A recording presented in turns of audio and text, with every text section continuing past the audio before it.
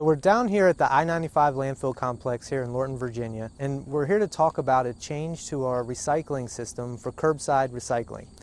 We're going to be pulling out glass from one of the required materials for curbside recycling.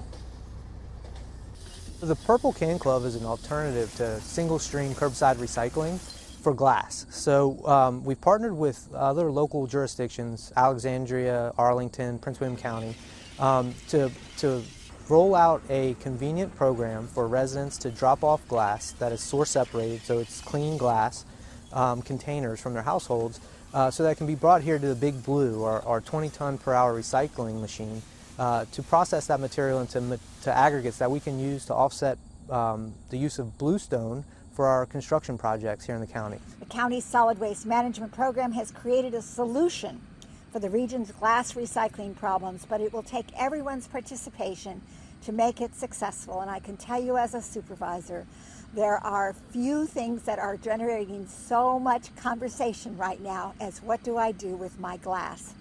The Fairfax County Department of Public Works and Environmental Services is really committed to creating a sustainable community. So we're asking residents to bring your clean glass containers to one of the purple drop-off bins in your community.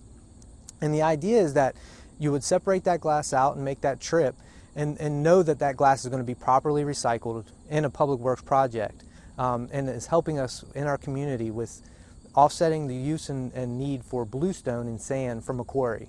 There's no limit. There is no limit. I think the Big Blue and the glass is just the latest piece in this whole innovation as we move forward in how we're going to make sure that our environment is clean and well managed for our children and our grandchildren.